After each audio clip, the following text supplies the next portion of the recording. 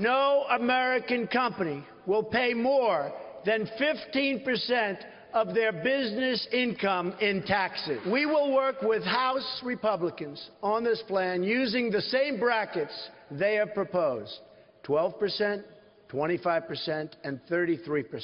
These reforms will offer the biggest tax revolution since the Reagan tax reform. That's Donald Trump yesterday revealing his official economic plan. He says will make America great and make America grow again. So what does it mean for you? Here to break it all down, backed by popular demand, our Fox Business panel, hosts of Making Money, Charles Payne, the host of FBN AM, the co-host, Nicole Petalides, and Wall Street Week host and a Trump fundraiser and donor, Anthony Scaramucci. All of you watched the speech. Thank you all for coming back again early this morning. Nicole, we were just chatting about the speech. Give me your initial thoughts and reaction. When I was watching the speech, we heard a lot of what we anticipated, what we spoke of yesterday, which is tax cuts and the child care benefits and repatriation and the like. But something that really hit and resonated with me and other people that I spoke with is that the people who like Trump like Trump. And then there's everybody else. And he started off that speech saying, I want to help those with the very least. And the question is, are those with the very least listening? Are they understanding 100% how Trump's plan can help them? And there are several ways, when you break down the plan, how it will help them, including the child care deduction. David Malpass, senior economic advisor, was on O'Reilly Factor last night. He said it's for everybody. It's not just for one tax bracket. Child care is such an expensive cost for people. Small businesses, cutting those rates for the small businesses, they'll be able to create more, grow more, do more jobs for America. Those are just two examples of how it will help everybody. And they'll have their own tax cuts, too. Yeah, Anthony, of course, Hillary Clinton comes out right away and says this is just more trickle-down economics. What's your description of the entire package? Well, I would take 5 guys named Steve over one person named Hillary to run the economy. Let's put it that way. Throw in Steve. But at the end of the day, he's got an entrepreneurial expressway going. He's going to create jobs. He's going to fortify growth. He's also going to power the middle class. That sort of stuff that he was talking about yesterday, Peter, is visionary. It's going to give people a lot of economic confidence and get them out there starting to spend again, which will grow the economy. You know, you've raised money for Trump. Do people on Wall Street like this plan? I mean, that's another thing that... Listen, I think Wall Street quietly like Donald Trump. They don't like some of the rhetoric that he's had against Wall Street, but at the end of the day, they look at a plan like this and say, my God, we're going to grow tremendously.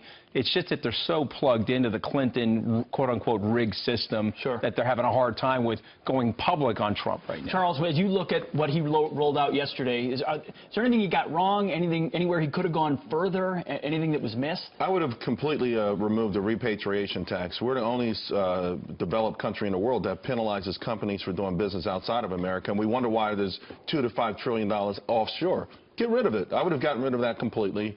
I think there's too much emphasis on infrastructure, which can be gimmicky. You know, Spain did the same thing before, not long ago, and they had the fastest growing economy in the world until they ended up with 20 airports they never used. In fact, one of the airports paid $120 grand a year for a Falconer to keep the birds off the plane, but the plane never landed. So we can actually go too far with some of that stuff. You know, the thing is, Wall Street is concerned about the trade stuff, and we heard a lot of that last night. And I tell people all the time, we can win a trade war. We can win a trade war with China, but understand, if we ever went into a full-blown one, it would be very, very painful. So we want to force better, you know, we've got the strongest hand. We haven't played the strongest hand. We've got the strongest hand. Those are one of the areas I think I would have focused on. I would have gotten completely rid of the repatriation tax. Sure. So what's the bottom line for your average taxpayer, your average working man? Can I jump in on that? Yeah, the rebuttal is this is not just a tax plan for the wealthy, which some people are arguing that it's just so Donald Trump himself can save money. No, that's not the case. In fact, we're seeing home ownership at over decade lows. You're seeing the labor force participation rate. People are out, you know, 40-year lows. You're seeing people more than ever on food stamps. This will help people. It'll create jobs. It'll bring back growth. Because what we've seen over the last 10 years, moderate growth at best, just over 1%. He's looking at 3.5% to 4% growth to help the regular people. Well, he talks about energy a lot, too. He talks about energy because that's going to be a very big revenue driver to pay down the deficit, Peter.